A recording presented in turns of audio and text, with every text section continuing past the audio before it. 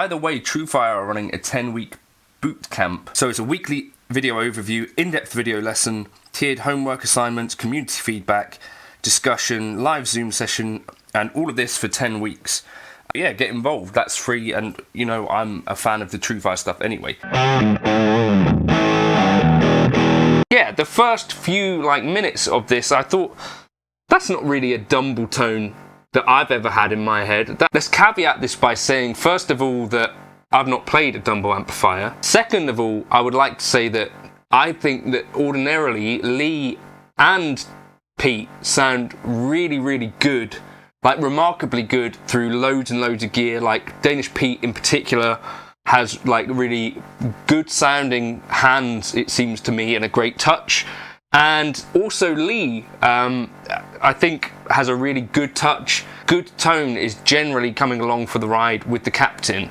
I think that's fair to say. I think a lot of you guys might agree as well. Like, I've seen loads of Danish Pete's playing, right? And oftentimes I'm just thinking that's a really good tone, that's a really good touch, and these sorts of things. And likewise with Lee. I think for me, I want to just shout out that there were like maybe 3 really good examples for me of what I think of as like the Dumble Lead tone. And I was chatting to Taylor Barefoot, who owns Dumble 178, and Gabe Bergman, who has done a video on Dumble 178, and also Tim Pierce has done a video on Dumble 178. So those are like some sources that I would check out for this stuff. So there's a Starlix video with Larry Carlton using Dumble 178, which sounds amazing. There's also a video of Sonny Landreth using Dumble 178 at a Crossroads Festival, I think in 2023, and that sounds absolutely bonkers. And Tim Pierce's video with that Taylor's Dumble 178 sounds absolutely incredible as well on the Lead channel. But I don't think the Lead channel is necessarily that easy to get a good idea of what it sounded like in the room. In particular, I asked Gabe, you know, when the Andertons guys were playing, what did it sound like in the room? He said it sounded huge, clear, and I don't think necessarily you're getting much of a sense of what it really sounded like from that SM57. Maybe there's some camera audio there, but maybe there's not.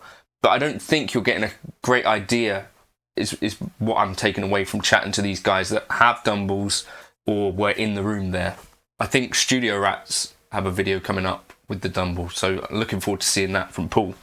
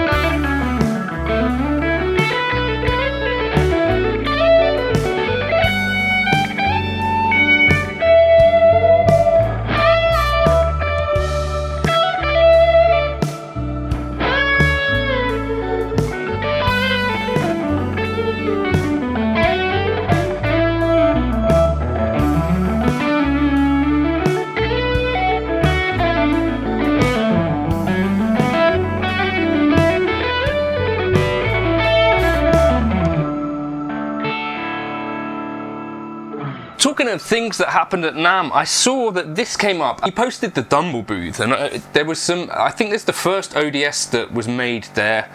There's some other amps, I think one of Robin Ford's that Matt Swanson bought off of Robin Ford, the Dumble that he sold back. And also some recreations that they've started to do. I think you might have remembered that I made a video which I think was somewhat vindicated by this, right? Because they have made a new version of... They're still making Dumble amps, basically. It's not really clear if you can buy them. I think it's just to preserve the Dumble brand, basically. I watched the video from the guys at Andertons, and I was struck by, first of all, seeing... Lee did a post kind of saying, by the way, your digital presets don't sound like a Dumble amp. And I was like, okay, interesting. Let's hear what this sounds like.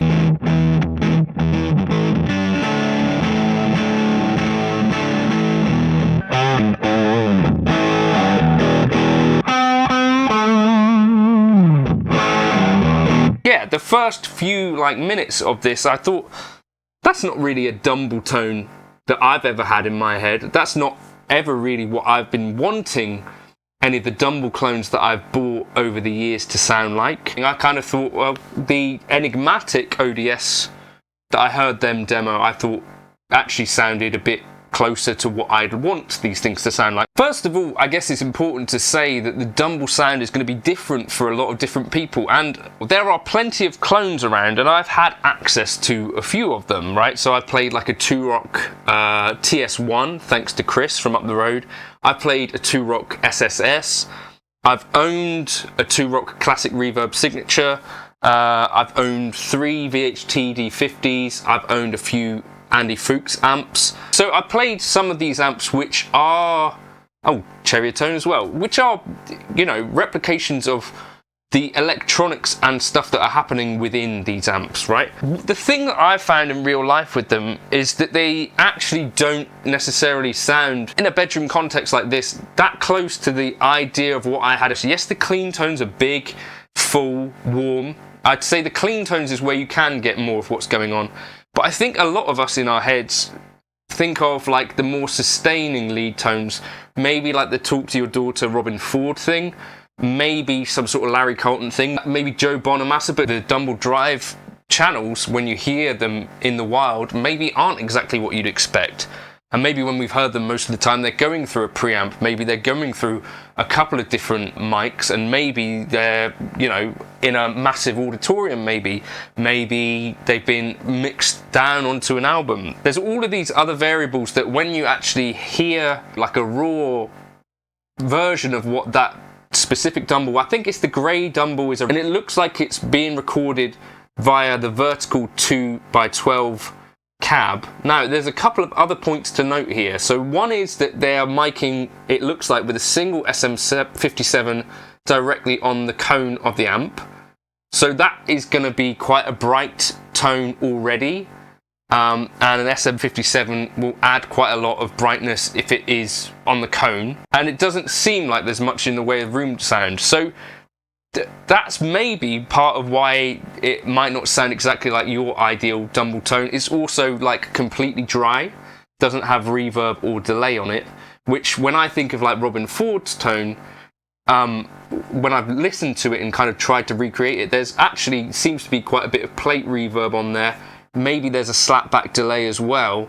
So there's these other things that have traditionally been used with the Dumble to get these tones. Another thing with the Dumble amp is that oftentimes like Larry Carlton and I think Robin Ford have talked about this, they would use a Dumbleator in the effects loop, and in some cases that would soften the high end a bit. So there's all these kind of things that are going into this, which then make me think, well, similar to when I'd watched that Robin Ford amp video on that pedal show, is that exactly the tone that I have in my head?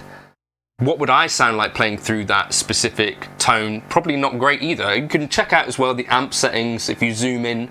But I would just, again, it's super cool, I think, to see and hear some of this Dumble stuff again, in context, and have it, because we've got plenty of context for how good Lee and Danish Pete can sound. And is this your favourite example of tone coming out of Danish Pete, or the captain's hands. I'd love to know your thoughts. Is it close to the Dumble tone that you have in your head or not? I'd love to know your thoughts on some of that. So yeah, the Dumble thing, they are making the amps again, which is cool. They're not making many of them, and I don't know if these are things that are going to be for sale. And of course, they're missing the real key ingredient in this, who died a couple of years ago. 3 years. Ultimately, I think my takeaway from it is that I could probably make a Dumble amp sound pretty bad if you give me a Dumble amp and a 57. And I think I might find it quite similar to some of the clones that I've played, where it's like, actually, I'm having to do quite a lot of work to get this to sound maybe anything like the tone that I had in my head. Maybe that's just the reality of miking up an amp in general. You can't necessarily judge what a Dumble sounds like from a microphone in the room with it even. So I guess you have to be there in person with one, so you're going to have to go out and buy one, right?